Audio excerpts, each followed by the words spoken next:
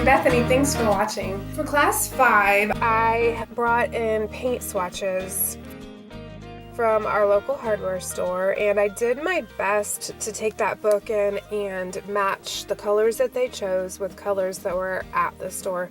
But it's pretty impossible to get every color perfect. So I brought a whole bunch of options for them, and we kind of laid them out, and I had them pick their final 4.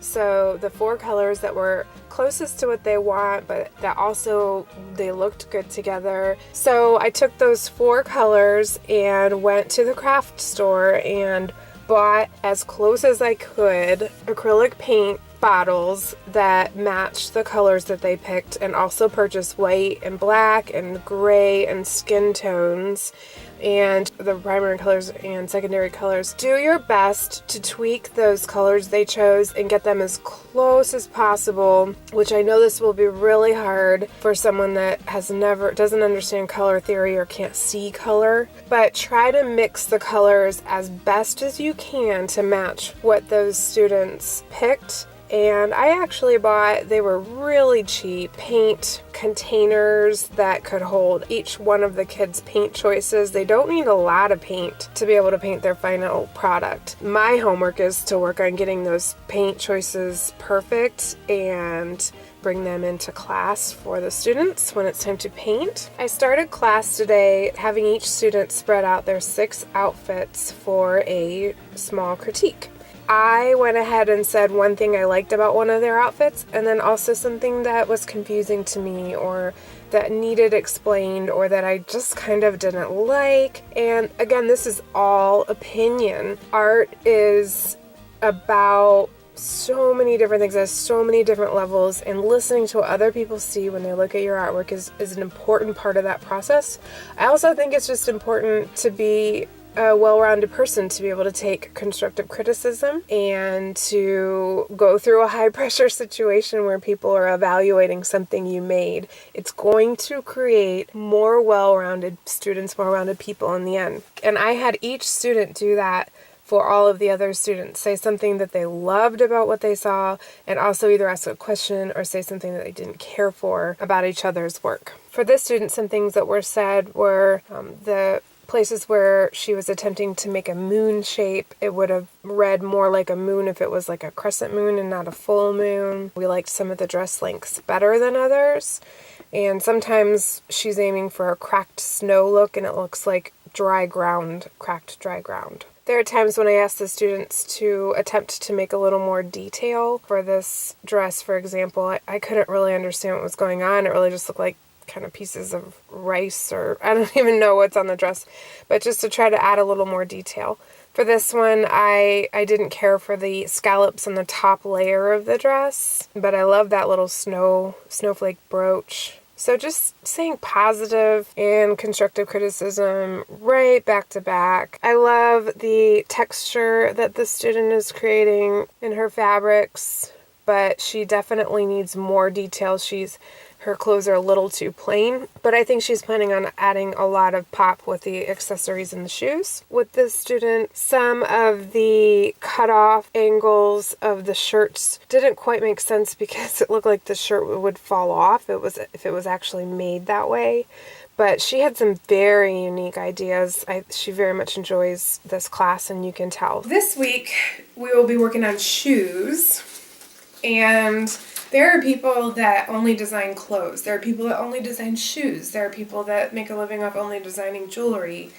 It goes on and on and on. So we're just going to touch on everything. It's a lot, but again, you don't know what you're going to like if you don't try it. And you don't know what you don't like if you don't eliminate.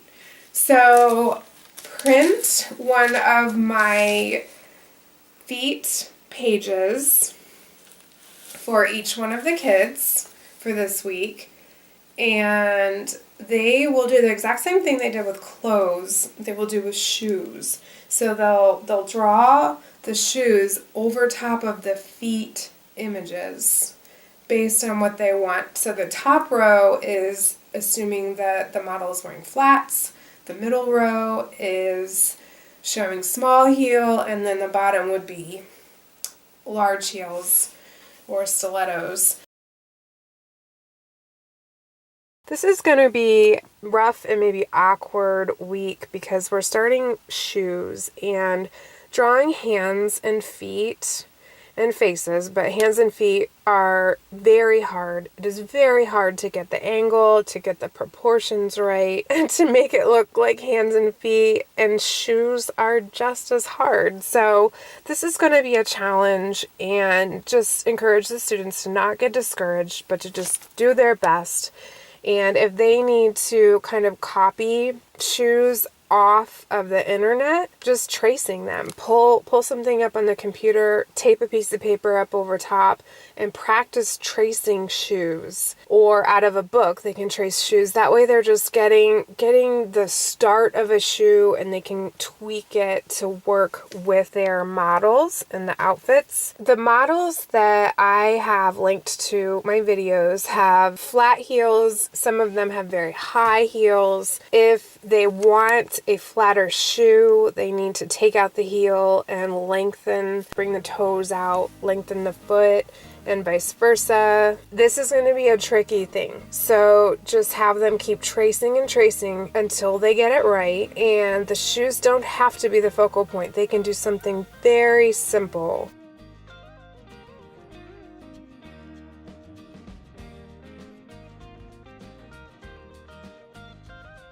If their model is facing away, then you're just going to use that front view. It's the same, you'll just trace around, it'll be the same, you'll show the back of the shoe. Bring in images that you printed online for your students to look at with these keywords off of Pinterest or the internet.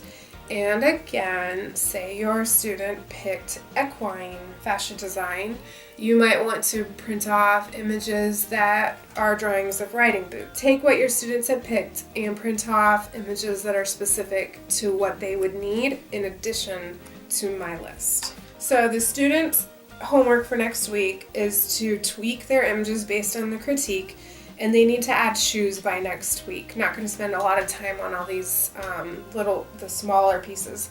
So they need to, with their 6 final images, work with tracing paper until they come up with the perfect shoe for each outfit, and then add that to their final drawings. They will add their shoes onto each one of their final 6 drawings for their design board. Continue to spread examples out all over the tables as the students are working, and make sure you play some instrumental or foreign music. That way it's comfortable in the room and they feel inspired and relaxed. And finally, I hope that they're enjoying this. I hope you're enjoying this as a teacher, and that you find someone else to introduce this video series to, or another one of my video series. That way we can share the sweetness of creativity.